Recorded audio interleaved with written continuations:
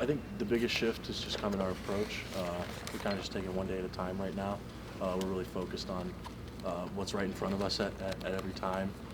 We bring a lot of focus to the meeting rooms, to the practice field, and overall, like I feel like we have more fun out here, and it allows us to kind of stay in the moment, keep our head where our feet are. Is that a personnel thing, or is that more of how Lime Grover has approached it over the course of the year? I think part of it just goes with the chemistry in the O-line room. A lot of us, we got a lot of older guys in the room who've been leading us in that right direction and kind of know how to keep everyone's head straight and where it needs to be.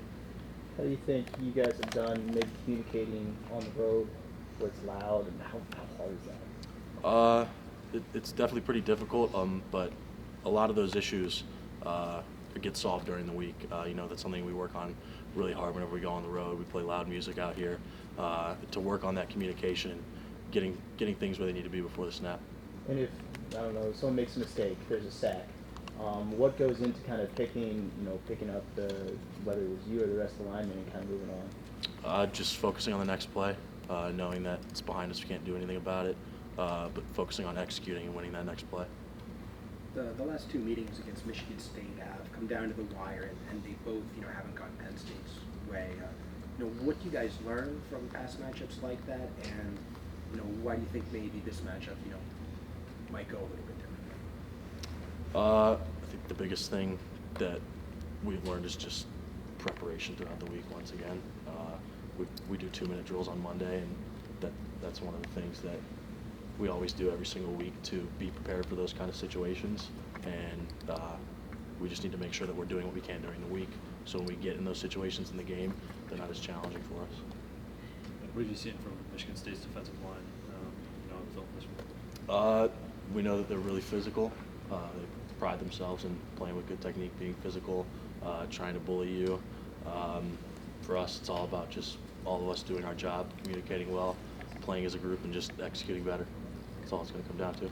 James mentioned in one of the last questions that he thought there had been a sense of confidence because you've been able to run the ball against teams that were traditionally good at stopping the run. How does that feel as an offensive lineman, knowing you've been able to accomplish that? And does that do anything for you going into matchups with another team like that? I think just in general, we have confidence that we can really run the ball on anyone. I feel like we have a lot of talented backs that we could put in at any point in the game and get us yards when we need them.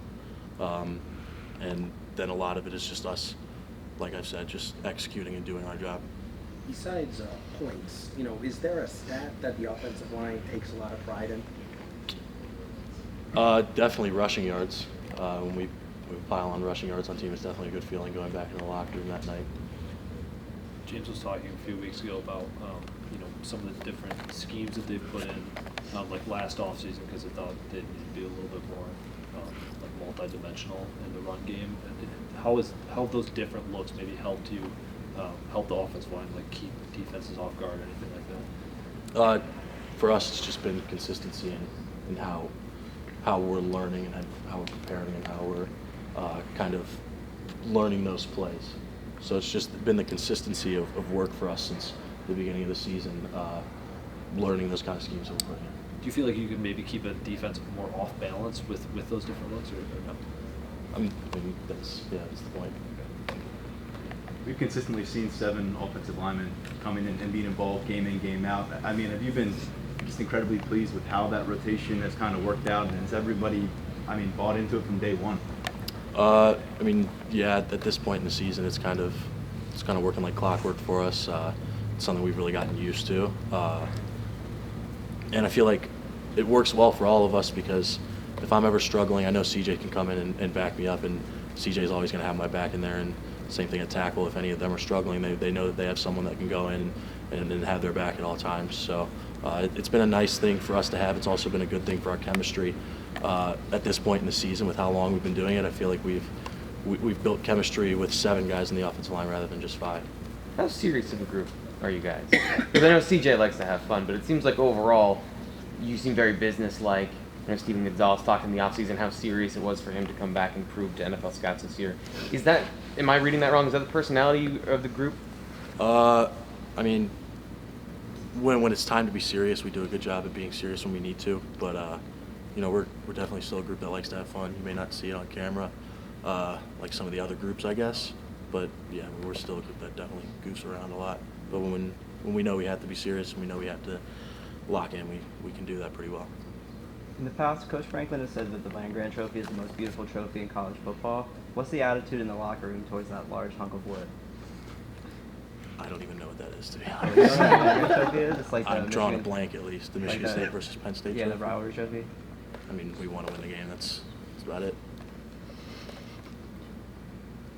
Menet has gotten a lot of attention for being a kind of tone setter, I guess, in this group. I mean, how does he go about doing that? Is that just from him being around campus for a while now, or is it something maybe he's taken ownership of in the room? Part of it is definitely experience. Everyone in the room definitely has a lot of respect for him. But then the other thing is just the way that he carries himself every day. The way that he works every day in practice, the way that he carries himself in meetings. He really leads by example, and it's just he's just a lot more. He's just mature and kind of leads everyone in the right direction.